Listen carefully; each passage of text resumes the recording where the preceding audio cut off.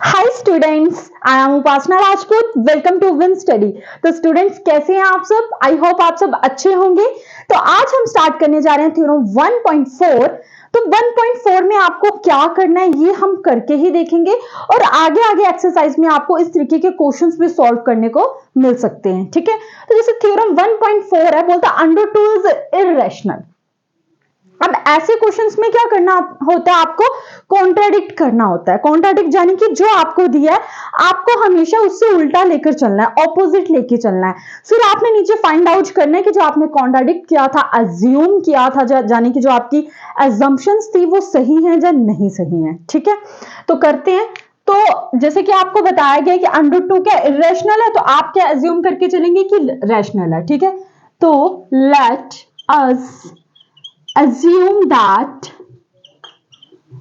√2 is rational। अब आपको अच्छे से पता है कि रैशनल नंबर कौन से होते हैं जिनको आप P/Q की फॉर्म में लिख सकते हो या A/B की फॉर्म में लिख सकते हो। ठीक है, तो क्या आप ऐसे लिख सकते हो √2 इज इक्वल टू A/B, क्योंकि अभी अभी तो हमने कहा कि जो √2 है वो क्या है, रैशनल नंबर है। चलो, पर इस बात का ध्यान रखें कि जो b है वो डज नॉट इक्वल टू 0 होना चाहिए। ये हम 9th से ही करते आ रहे हैं और 10th में भी मैंने आपको क्या किया, अच्छे से इसकी इंट्रोडक्शन आपको दी है। नहीं दी तो आप पहले इंट्रोडक्शन देख के आए। और जो a एंड b है ये क्या होते हैं, को प्राइम नंबर होते हैं। क्या होते हैं, को प्राइम नंबर होते हैं। लिख लीजिए where a and b are coprime number. ठीक है, को प्राइम नंबर को क्या होते हैं, जिनका HCF सिर्फ 1 ही आता है, इसके अलावा उनका कोई भी HCF नहीं होता, सिर्फ उनका HCF आएगा 1, वो होते हैं को प्राइम नंबर। HCF समझते हैं आप, हाईएस्ट कॉमन फैक्टर। ठीक है, तो को प्राइम वो नंबर होते हैं जिनका HCF यानी कि हाईएस्ट कॉमन फैक्टर जो आता है वो सिर्फ 1 के इक्वल होता है, मतलब 1 ही आता है। ठीक है, अब क्या करें, अब मैं कर लेती हूँ स्क्वायरिंग बोथ साइड्स, यानी कि √2 का स्क्वायर इज इक्वल टू, पहले आप इसको डिवाइड कर लीजिए। तो यहां पे ये क्या बन गया, √2b is equal to a। तो यानी कि आप इस फर्स्ट इक्वेशन को क्या करोगे, स्क्वायरिंग बोथ साइड कर दोगे। तो यानी कि √2b का square is equal to a का स्क्वायर।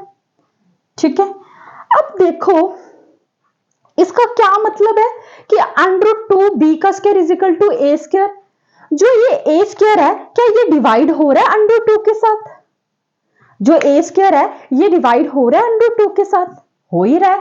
तो आप इसको ऐसे लिख सकते हैं, जैसे इस √ से √ ये कैंसल आउट हो गया,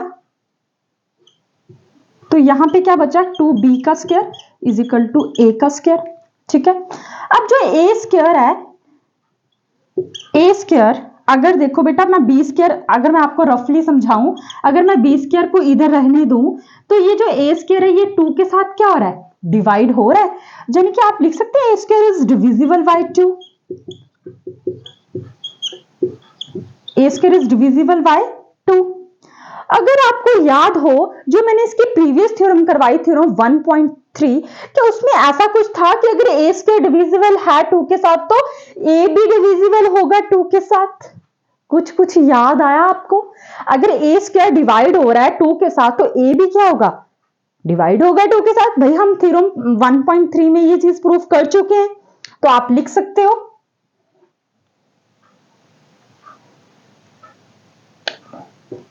a is divisible by 2।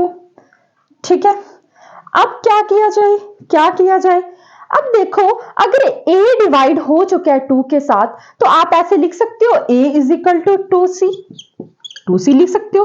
c आपका वेयर c इज, मान लो कि जो a है वो क्या है, 2c के इक्वल है, और जो c है वो आपका क्या है बेटा, पॉजिटिव इंटीजर। क्या है, पॉजिटिव इंटीजर।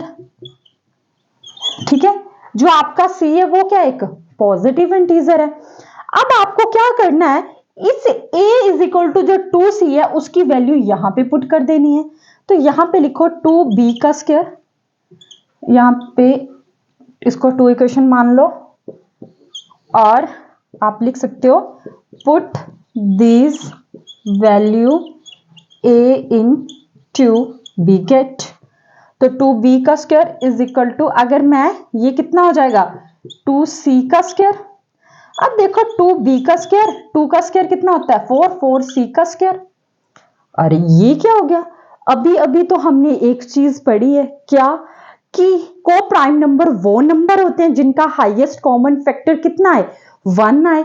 लेकिन यहां पे आप क्या देख रहे हो कि जो बी स्क्वायर है वो क्या हो रहा है, डिविजिबल हो रहा है। देखो बी स्क्वायर का इसमें क्या हो रहा है, यहां पे देखो 2 1 जा 2, 2 2 जा 4, तो कितना आ गया B square is equal to 2c का स्क्वायर।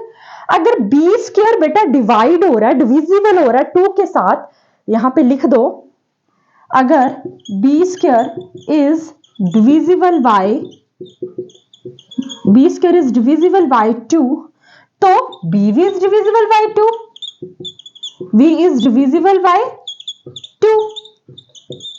ये आपने थ्योरम 1.3 में पढ़ा ही है, ठीक है।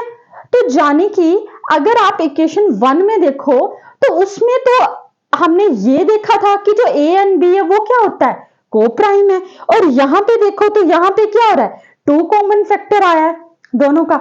इट मींस जो भी हमने कॉन्ट्राडिक्ट किया था वो क्या, हमारी सपोजिशन क्या है, रोंग है, ठीक है। तो इसको नोट करो, मैं ऊपर का इरेज कर लेती हूं।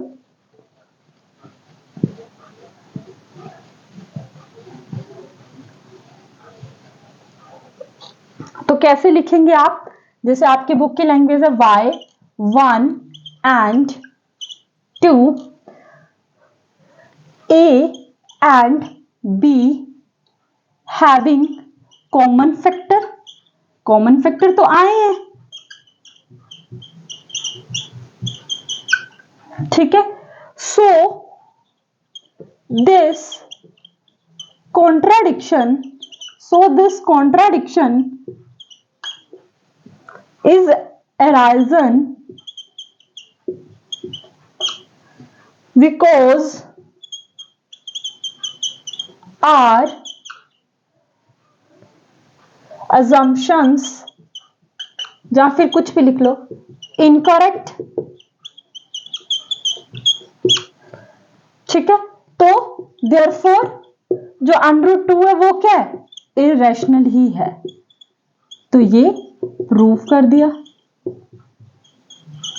समझ आया क्या किया, सबसे पहले आपने हमें जो चीज बोली होती है आपको बेटा हमेशा उसका क्या लेकर चलना है, उल्टा ही लेकर चलना है। जैसे कि √2 is equal to a upon, जैसे हमने √2 इज रैशनल दिया था, आपने इसका कॉन्ट्राडिक्ट यानी कि ऑपोजिट लेकर चले क्या, कि वो रैशनल है।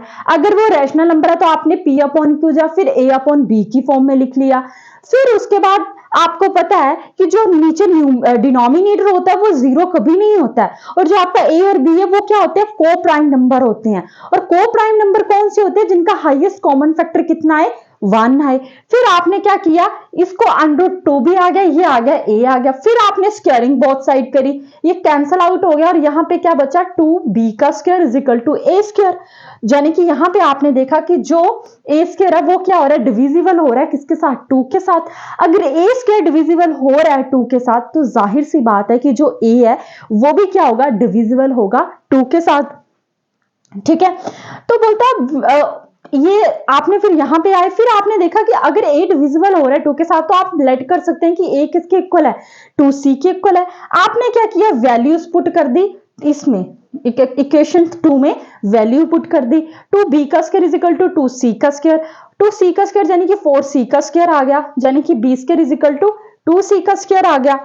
यानी कि यहां पे आपने देखा कि यहां पे जो आपका कॉमन फैक्टर आ गया, और आपको पता है कि जो a एंड b है वो तो को प्राइम नंबर होते हैं, और को प्राइम नंबर में तो हाईएस्ट कॉमन फैक्टर हमेशा कितना आता है, 1 आता है।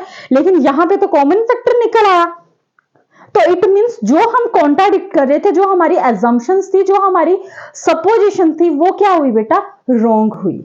समझ आया। तो आई होप स्टूडेंट्स कि आपको मेरा ये वीडियो पसंद आया होगा। अगर आपको मेरी वीडियोस अच्छी लग रही हैं तो प्लीज प्लीज मेरे चैनल को सब्सक्राइब करें, अपने फ्रेंड्स के साथ भी जरूर शेयर करें, and thank you so much मेरी वीडियोस को देखने के लिए।